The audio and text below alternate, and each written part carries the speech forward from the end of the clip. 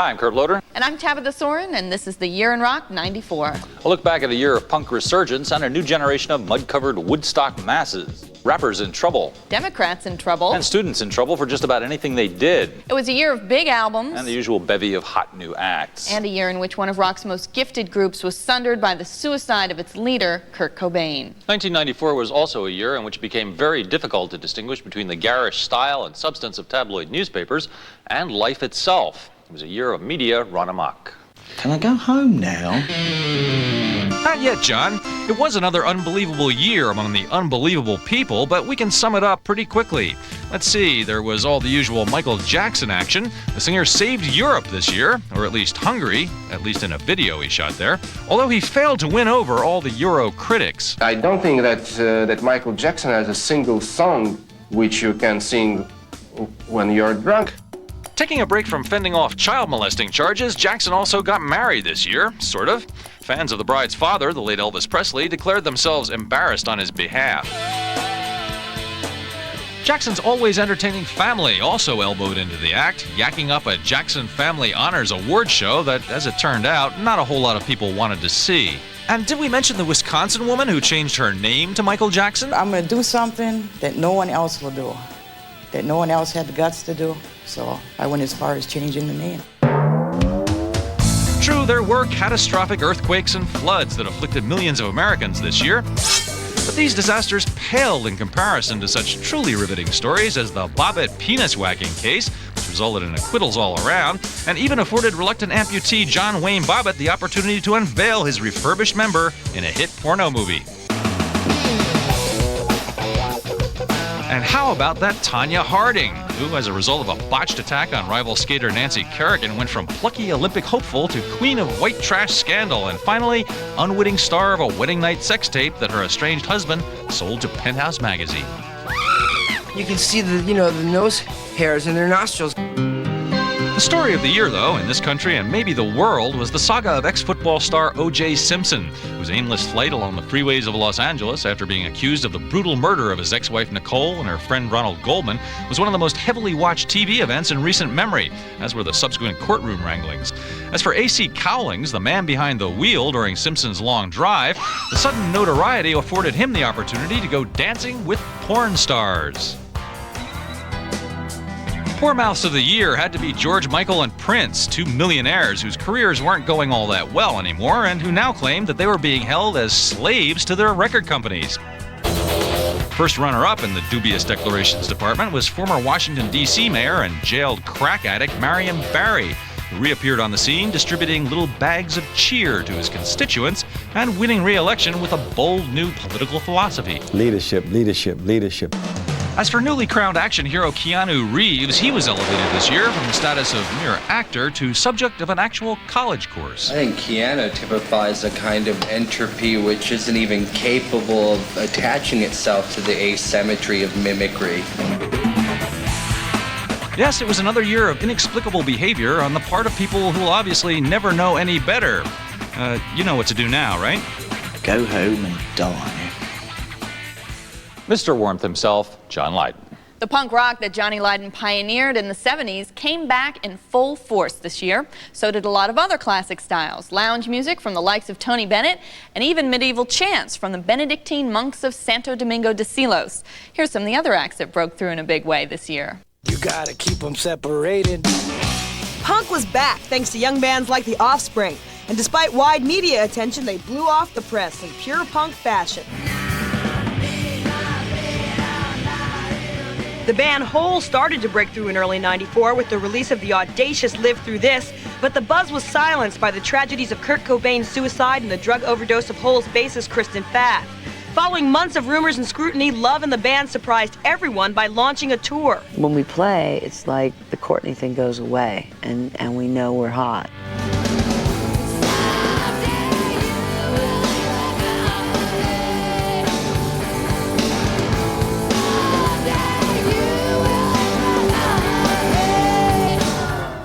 Punk, hip-hop, blues brat Beck was the most popular loser this year, and he coped riding the wave of success with surf slacker irony. Beck, your song Loser, man, it's a smash hit. How do you feel about that? It's like surfing and some oil spillage. Noisemakers weren't the only hit makers this year. Pure and simple music made by singer-songwriters made stars out of earnest unknowns, such as Lisa Loeb and Counting Crows. It's real emotional. It's real heartfelt. I think, it means a lot to us. I think that carries over to people see that. For women like me that are very, very lyric driven, it seems to be sort of a healthy time.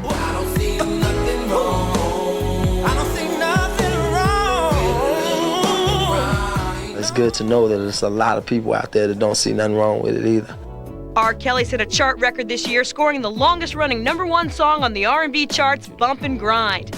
Kelly also found time to write and produce top 10 hits for his teenage bride Aaliyah and girl group Changing Faces. Producer Babyface continued to work his melodious magic this year, helping Toni Braxton to become R&B's newest diva.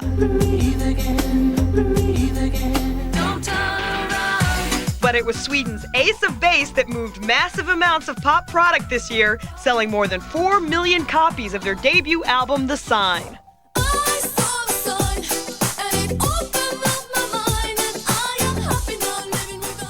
If you want to sell something outside Sweden, you shouldn't sing in Swedish.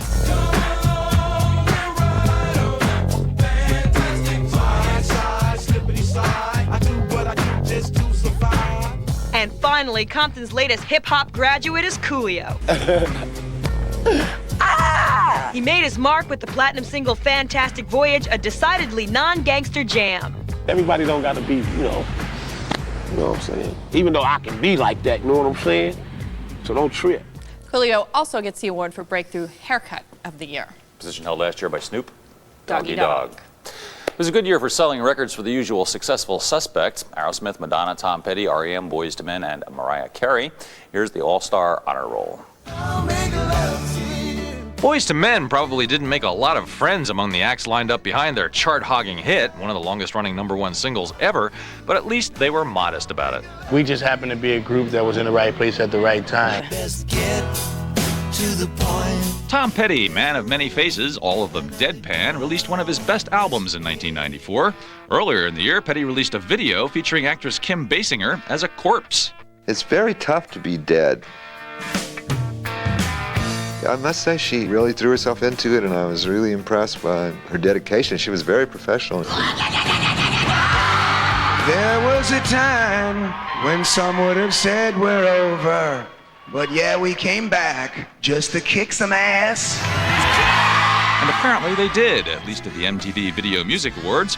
Aerosmith also released a collection of past hits in 1994, aptly called Big Ones. We've had enough of this. I hate this shit.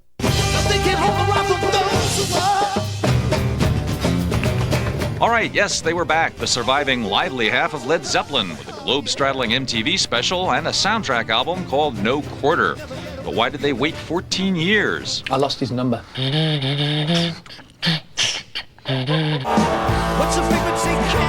R.E.M. turned its back on Balladville this year and cranked out its hardest guitar-fueled album in years. If we'd made another really quiet record, then we would be, James Taylor for life. And nobody was happier about finally getting Monster onto the market than the guys who made it. For me, it's a real relief when the record finally comes out, because it stops being ours and it becomes everyone else's. And at that point, they can love it or hate it. The year in big names. The biggest concert of the year was Woodstock 94 in Saugerties, New York. The 350,000 fans were as much the stars of the show as the bands that performed. The fans not only wore the mud at the festival, but they also ate it. What was initially predicted to be an overhyped commercial disaster turned out to be nothing of the sort. Take a look. Ladies and gentlemen, history in the making. Estimates between 1,200 and 14 million people here in Saugerties, New York. People were moshing, sliding around in the mud. It's crazy. This is Woodstock 94. I'm from Mexico, from Fort Wayne, Indiana. Washington State. Connecticut. Canada. I'm not expecting sleep for the next 3-4 days. It's just gonna be crazy. A lot of clothes just in case it rains, just in case it snows, whatever. Got my toothbrush and a couple clean clothes and I'm all set. This is the gate in. Please remove all weapons, drugs, contraband. It ain't getting in here. The food prices are going to be ridiculous, and I'm not allowed to bring in any food. Ladies, what brought you to Woodstock? Oh, we just came to see all the good bands. Who you guys come to see? Metallica. Aerosmith. Probably Green Day. Violent Femmes. Crosby, Stills, and Nash. Crosby, Stills, and Nash. Now, what about you, man? 9 Inch Nails. What bands have you seen today that you really dug? Live. Primus was pretty cool.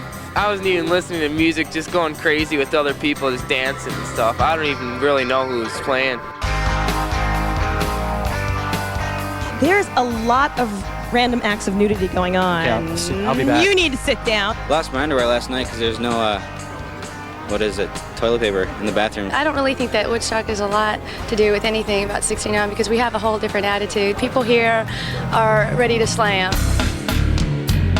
Everybody told us exactly what to expect down to the mud, and we got it. It's like Mudstock now instead of Woodstock. A lot of people dipped in mud. It's like everyone was rolling around in the remains of a chocolate sundae and having a good time. Lou, eat some mud. Eat some mud. Just eat some mud. Lou, in your mouth. Eat it. Woodstock 94, where mud is more than just earth, it's an entree. How's your family gonna think about seeing you all muddy like this? They're gonna kill me. They're gonna kill you. Why's that? I'm not supposed to be here. Through whatever Mother Nature, whatever can be turned out for people here, people endured, and it's pretty amazing. Everyone walks around with a smile on their face, and I haven't seen one person pissed off yet. Concert organizers say they estimated that at least 350,000 people are here or were here, and that less than 200,000 of those people had paid for tickets. Got in for free. That was the good part. Unfortunately, we bought tickets. Everybody's got beer, everybody's got everything. There's just not enough of us to keep it under control. And as someone over at the Crafts Fair said, when it comes to Woodstock 94, love is free and everything else is gonna cost you. They have an ATM machine right here. They got stores to my left over here where you can go shopping. It's like a mall. $11 for cheese and $12 for veggie here at the Woodstock Pizza Company. I am so fashionable.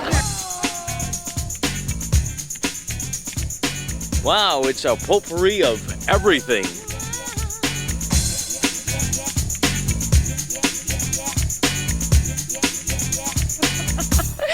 You're at Woodstock. Why are you sleeping? Sir, you've got a small poodle here. There's a small poodle here. Hi. Oh, it's a young woman. Now remember, this is someone's home for 3 days. Hi. How are you? Would you say your haircut is a Caesar do? Yes, so. Excuse me.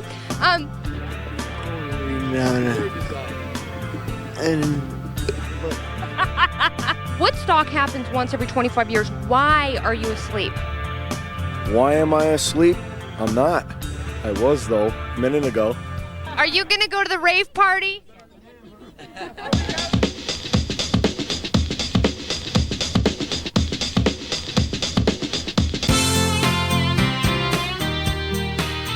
Everybody was so close, so everybody was just nice to each other and made a little town, been hanging out. It's groovy. Now, did you have a name for the town at all? We just call it Happyville.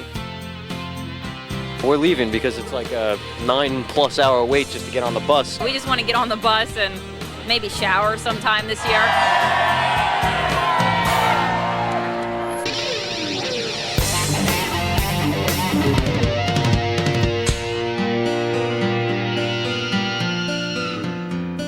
Strangest thing that I saw.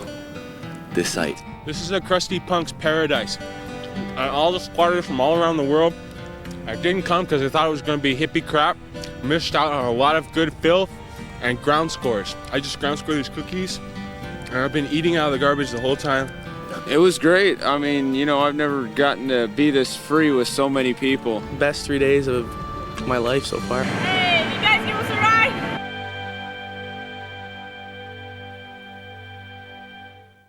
The peace sign that you saw in that report was made of garbage and was very similar to the one left on the field as a parting gift after the Woodstock 69 concert.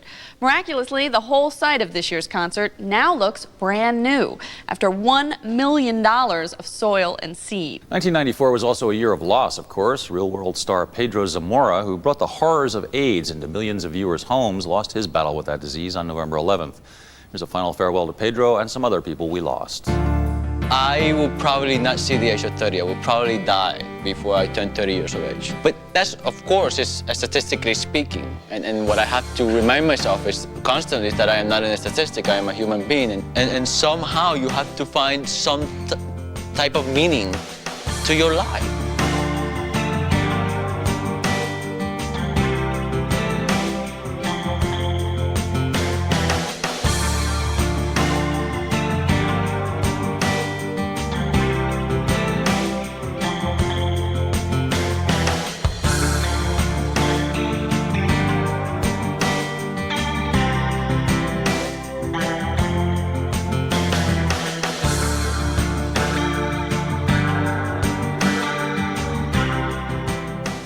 Gone, not forgotten. 1994 kicked off with an earthquake in Los Angeles, wrapped up with a political earthquake in Congress. Despite some foreign policy successes in Haiti and Iraq, things couldn't get much worse for the Democrats in the White House. It wouldn't be going out on a limb to say Bill Clinton had a bad year. The sour mood dominating the country literally hit home for the Clintons. One man shot up the White House while another deranged man crashed his plane into the first family's backyard. But Clinton's headaches didn't end there. Faced with a cynical press corps, obstructionist Republicans, and his own fouled-up communications department, even the things the administration did well, Clinton didn't get credit for.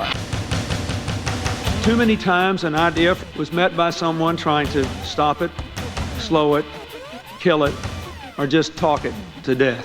One person's gridlock is another person's checks and balances. Beset with more cliques than your average junior high school, the 103rd Congress was paralyzed by partisanship and will be remembered more for what it didn't do than for what it did. His goal is to say, I'm going to bring in all of my left-wing counterculture friends to design a bunch of programs that are bound to fail, and you're an obstructionist if you don't agree. Then he is going to get remarkably little support next year. The president and the first lady's poor timing and inability to effectively work with Republicans bungled the administration's biggest initiative, health care reform, leaving millions of young people uninsured. Even traditionally bipartisan legislation like the crime bill was a tough fight. Clinton was the first president to stand up to the National Rifle Association by outlawing 19 types of assault weapons.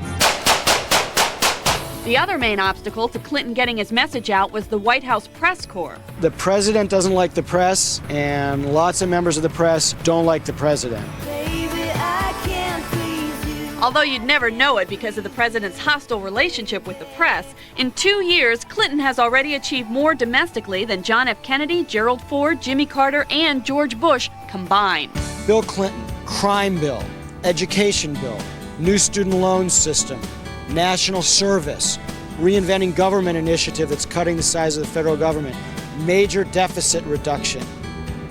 Huge record compared to these guys. Inhale that one. I know I got a bad reputation. Scandals like Whitewater and Paula Jones distracted both the press and the public from the president's agenda. Do you know of any money that could have gone from Madison to the Whitewater Project or to any of your husband's political campaigns? Absolutely not. It's a can of worms.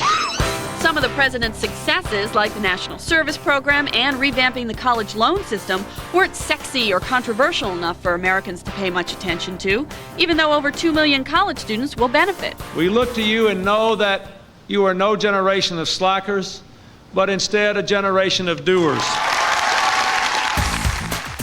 The year ended with a political earthquake. The Republicans gained control of Congress for the first time in 40 years. We have a majority. We better demonstrate that we can produce. 96, 96. Okay. Hopefully, both Republicans and Democrats will get the message that despite a growing economy, voters still don't like what they see when they watch politicians working in Washington. The key word in rap this year was trouble. While a new generation of performers look back with longing at the music's less violent early days, the stars of the moment were making war with disrespectful writers and fending off congressional investigators. Sometimes it seemed as if everyone was a critic. Snoop Doggy, Doo-Doo, Doggy Doggy, whatever his name is. In early 1994, committees in both the House and Senate held hearings on the effects of violent and demeaning imagery in popular music, which sparked a heated debate on the influence of hardcore rap. It coerces, influences, encourages, and motivates our youth to commit violent behavior. The only thing they're trying to do is take away jobs. You know, this is our job.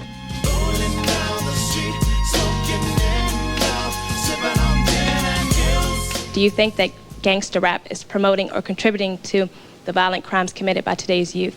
The answer is, it depends on what the end of the song is. I mean, what is the purpose of it? Is it to make people understand and empathize with and try to do something about these terrible problems?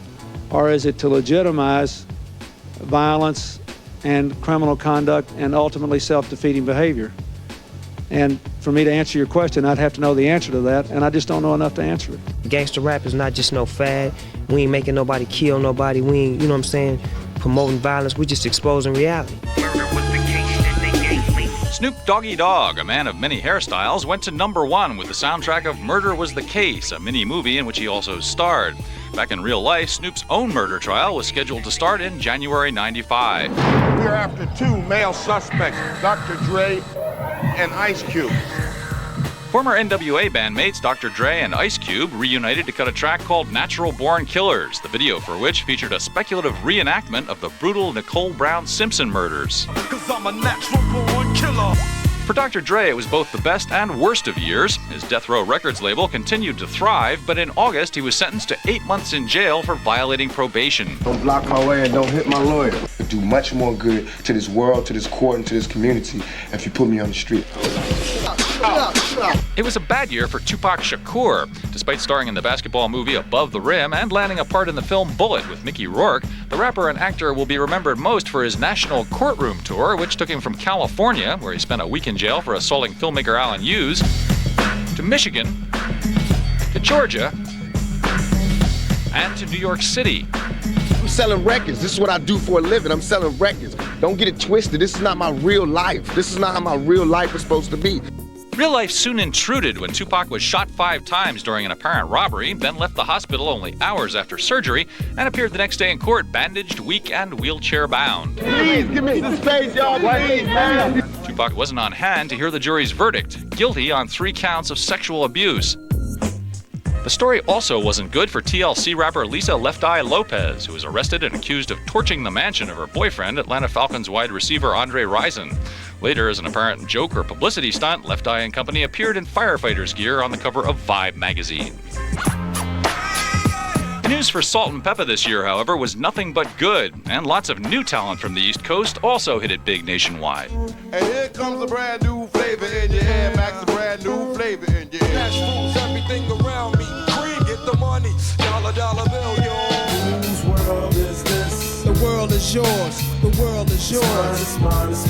It's kinda easy when you listen to the G'd up sound. Pioneer speakers bumping as a pound. I got the sound. West Coast rappers also prospered, especially Warren G, whose debut album sold close to 2 million copies. Back in the days when I was young, I'm not a kid anymore. But some days I sit and wish I was a kid again. Most significantly, perhaps, a number of rap newcomers paid tribute to the music's old school, and a time when rappers battled on the mic, not in the courts. Think about the years I was raised back in the day. Rap looks back. And now we're going to take a look back at some of the year's most memorable raps. Check What's happening? Like this time, it's MTV, right? You're rolling? You got speed. Ready? Give me that hammer. Hey, do you have a list of questions? Hey, yo, guess what? We rolling. There's the lights. There's the camera. Give me some action. I never got so into the Bradys as everybody, but you can describe, a mood, as a Peter mood or a Cindy mood. And one time when I did telemarketing in LA, a lot of metal guys did it, like in bands like Bang Tango, and you probably do some of these bands, so don't get offended, Jackal or something.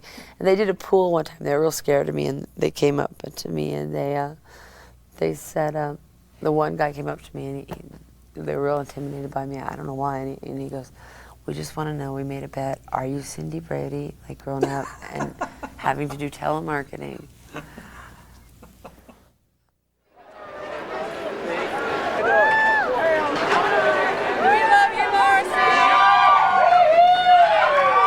Well, I think they're very intelligent people. I just feel like an idiot. I was just so overwhelmed. It's like, oh my God, I can't even explain that.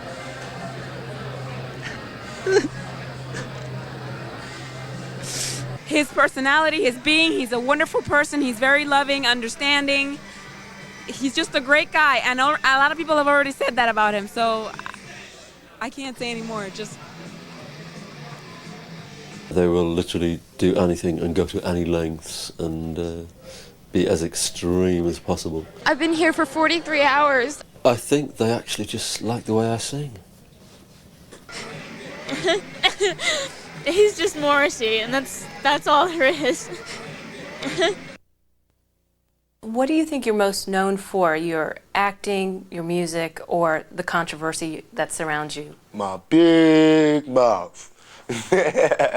My big mouth. I got a big mouth. Can't help it. I talk from my heart. I'm real. You know what I'm saying? Whatever comes, comes. But my controversy probably. And it's not my fault. I'm trying to find my way in the world. You know, I'm trying to be somebody instead of just make money off everybody. You know what I'm saying? And so I go down paths that haven't been traveled before, and I usually mess up. But I learn, you know what I'm saying? I come back stronger. You know, I'm not talking ignorant, you know what I'm saying? So I obviously put thought into what I do. So I think my mouth, my controversy. I have not been out of the papers since I joined Digital Underground. I've been in all, you know what I'm saying? It's never, my name has not been not uttered, you know what I'm saying? And that's good for me because I don't want to be forgotten. And if I'm forgotten, then that means I'm comfortable. And that means I think everything is okay. The thing is, it wasn't about pulp, though. I didn't think I had anything. It wasn't about anything. It was about just... It was about, like, a date to get together to play game boards. Welcome Back, Cotter, Grease, and Saturday Night Fever. Exactly. That was what it was more about. Yeah, and that was more important. Yeah, it was more about getting John's autograph, all right, you know, and having him sign my Grease album, all right, you know. Actually, my Blowout poster was the #1 thing I wanted him to sign. And like, do you have any of those dolls, that Welcome Back, Cotter lunchboxes? Right. Well, I know Bobby Hedges. He's got a lunchbox. Oh, that would be great. You think I can meet him too? Could he come to lunch with us? And then cut to a highlight. Now, when we're playing the up your nose with a rubber hose game. Yeah, when we're playing Cotter game, do you want me to be Barbarino, or do you want me to? I mean, that was the highlights of the luncheon. You know? Oh yeah, that was it. It was like, you know, because like, you know, you could play you could be Barbarino, be Epstein, and well, do you want me to be John, or do you want me to be Barbarino? And then he got very when Quentin gets serious, his voice gets very quiet. He said, "Oh no. What I want you to do is on occasion, if you feel like it, you might say something like Barbarino would say, you know." But and I said, "Well, do you want to?" I'm so confused. I said, "Do you want me to let you win?" He said, "Oh no!" And then his voice got big. "Oh no! You mustn't let me win." Now the thing is, he did win the game, by the way. All right, but I insist it was because I normally play Barbarino when I play the Welcome Back Cotter game. I was thrown off my timing being Washington. All right, that just, you know. In the rock world, I kind of stick out very funny because I'm not some guy who has, you know, the typical rocker is just kind of like, you know, and I'm more like a narc or something, or like, "Hi, I'm in rock and roll," and they're like, "You're not in a band." "Oh, yes, I am." I mean, I'm not very rock and roll. I'm so straight in a lot of ways. Yo, what's up, man? How you doing, man? You got gas for them skates, man? You stop at the gas station and get gas? You need gas, G. Word up, man. If you ain't got gas, you can go ahead, man. You want icy, G? Come on, get icy, G. Get icy, man. Yo, man, I'm telling you, it'll make the rolling a lot cooler, G. Word up, man. I'm telling you, G. You'll be a whole lot cooler getting the icy. You know what I'm saying? It's kind of nicey. Word up, G. Get any flavor you want, man. Come here, man. Come here, G. I don't want it. Huh? I don't want it. Well, you gonna get it anyway, all right? Word up. I'm gonna give it to you, G. You don't buy me icy? Yeah, come on, B. Come on, I got your back. G. You understand? Hey, yo, my man wants the icy, G. Word up. We gotta hit my man off with some flavor, man. You start roasting when you're coasting. What's your name, man? Sal. Sal? Be cool, Sal. Nice to meet you, G. Word up. My man, I'll see you later on for the dime, G. Word up. I love MTV. I love it. Death kind of follows you around, though. When you went for a... I don't know why! Good thing we had the cameras rolling. Indeed. On the concert front this year, the big acts were older than ever and ticket prices were higher, but audiences turned out in droves anyway. Here's the wrap-up. Why tour Lollapalooza style this summer? What's good about it? What do you like about it? I don't know.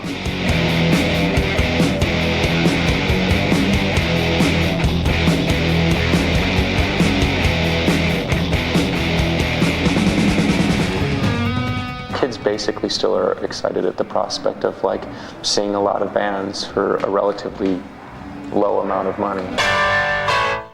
On the other hand, rock veterans such as the Rolling Stones charged fans considerably more money to see a more elaborately staged show and still filled stadiums all summer long. The stuff your parents listen to, you usually think, it's just a bunch of dorks, but the Stones are an exception. Come in.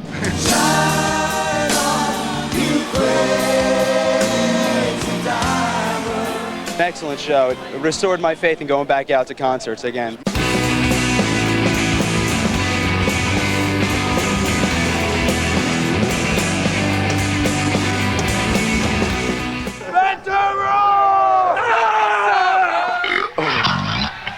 Undeterred by obvious intestinal problems, Phil Anselmo and his band Pantera soldiered on through various thrash tour adventures, including his arrest at a New York show on a charge of assaulting a security guard. I don't beat up no damn security guards. I mean, if they're hurting the kids, I'll jump down, I'll intervene, and I'll say, whoa, whoa, whoa.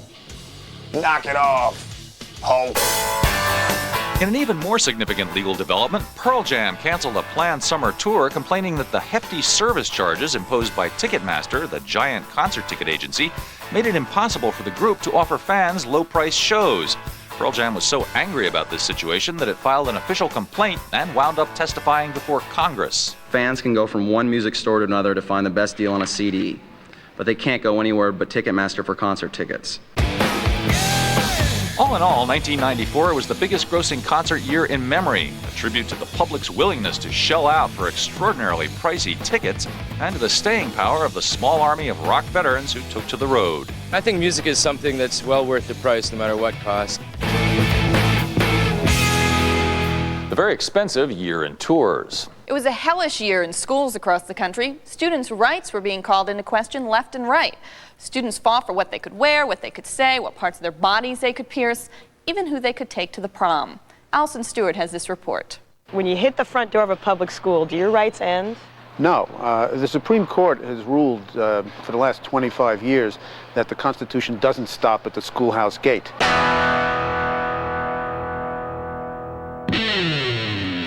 You wouldn't know it from the way students' rights were ignored in '94. A t-shirt bearing a Confederate flag filled with African colors got a South Carolina teen suspended, while condoms pinned to a California girl's clothes as a safe sex message got her dismissed from school. Wearing a condom pinned to your clothes as a political statement about AIDS and safety is exactly the same as wearing a black armband to protest the war in Vietnam in 1969. It's exactly the same as wearing a cross. So it's very serious political speech, and that's why the First Amendment to the Constitution protects it. That even applies to the Hooters case in Ames, Iowa. The t-shirts from Hooters restaurant say Hooters more than a mouthful, and for some time, Ames middle schoolers were wearing them. When their annoyed classmates made up their own rebuttal shirts claiming cock's nothing to crow about, the principal immediately banned the latter and suspended the students. I want to know why this happened to us and how come none of the teachers said anything about this other shirt.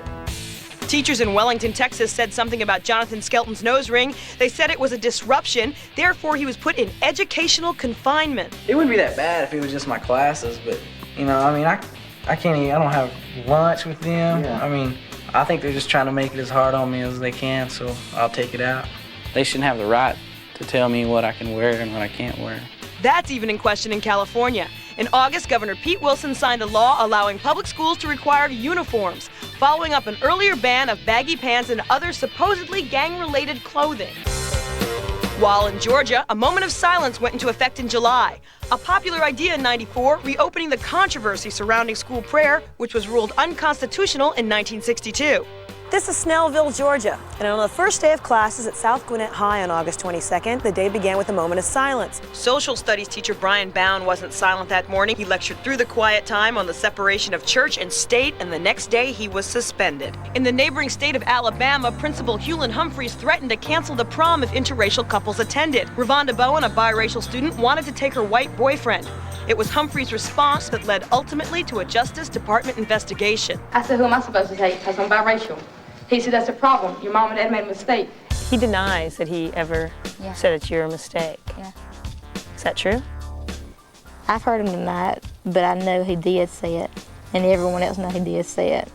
Humphreys was reassigned. And later that year, Ravonda's school was burned down. I thought things like that would happen only in the old days, so to speak. In the old days, students were seen and not heard. But in '94, they stood up for their rights, even when the powers that be treated them wrong. I think it's time for the teachers to realize that they're not the only one in the classroom.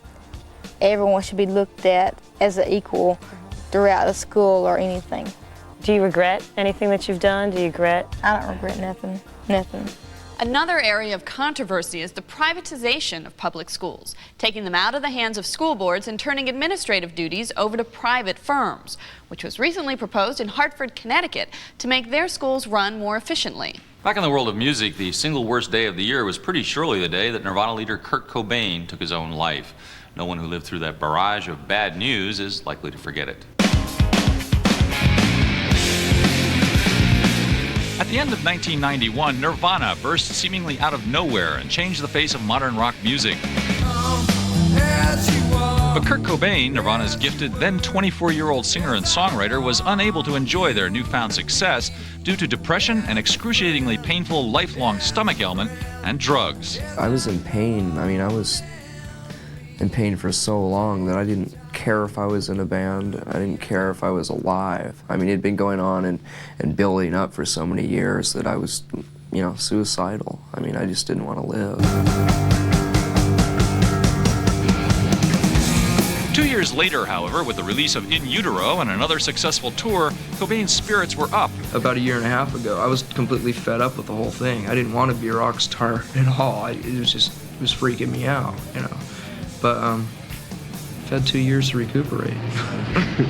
Then something went wrong. Then everything went wrong.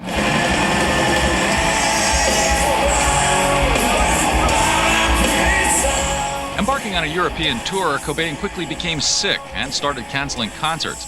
Then in Rome, he was suddenly hospitalized in a coma after mixing a prescription sedative with alcohol.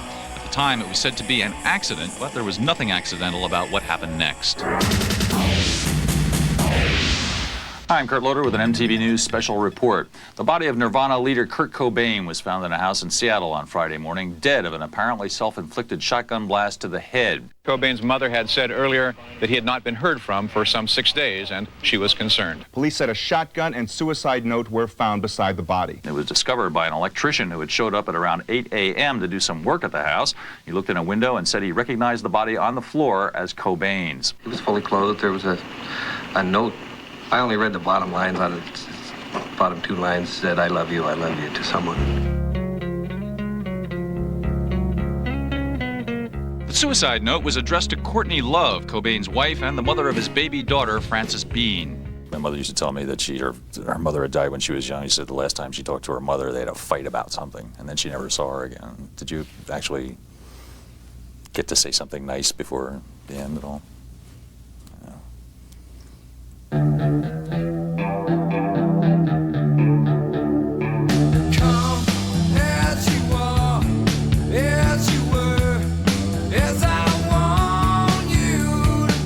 That weekend, fans gathered in a Seattle park to memorialize the musician who just felt he couldn't go on anymore. Courtney Love, clearly beside herself with grief, sent a taped message distinguished by its total lack of traditional sentiment. I don't really know what to say. I feel the same way you guys do. I don't really think it takes away his dignity to read this, considering that it's addressed to most of you. This note should be pretty easy to understand. I haven't felt the excitement of listening to as well as creating music, along with really writing something for too many years now. The fact is, I can't fool you, any one of you. It simply isn't fair to you or to me. The worst crime I can think of would be to pull people off by faking it and pretending as if I'm having 100% fun. No, Kurt, the worst crime I can think of is for you to just continue being a rock star when you f***ing hate it and just stop. The mainstream press had Cobain pegged as another drug-addled rock star, missing the point entirely. He could have gone so much more places with his talent. I mean, he had great music, great talent. I'm just very shocked. I'm really upset because I had sort of admired him and I really like Nirvana, and I think it's a real shame that he did it. We can't believe that it happened. It's unbelievable. And this is one man that will not be forgotten. Nirvana is like the only music I listen to nowadays, them and Scream Trees, but that's about it. I mean, for some people like me, it's gonna suck. I think he really shows that there's a generation out there that really has to come to grips with their future. And in many ways, I think a lot of older people and parents really shouldn't look at this as like, you know, this is a rock star, couldn't handle it. I say, this is your kids. Think about it.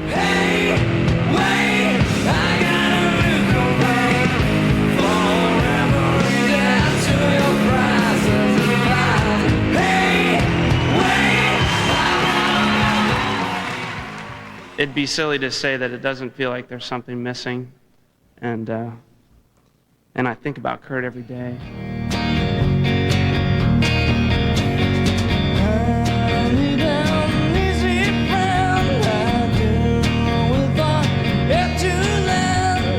So Kurt Cobain was gone way too soon. And while it may be a cliche to say that his music lives on, the quality of the music that he wrote and played with Nirvana, its human dimension, was such that it really is a consolation of sorts and continues to speak to all who listen. Something did happen, but I think it's just a general attitude amongst people to realize that there are that many people, that many kids our age, that basically have the same views as we do and like the same kind of music. You know, that's a really amazing thing.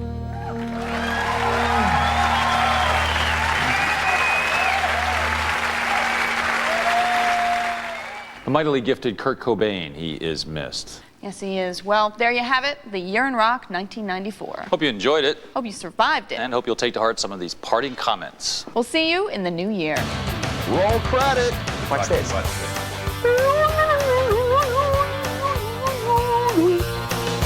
Mr. President, the world's dying to know, is it boxers or briefs?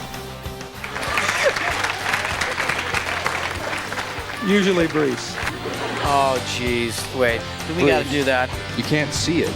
I guess you could say I was kind of a nerd, more or less, for a minute. When you come to LA, everybody goes, something new! Man, this is a long interview, huh? Glad I dressed.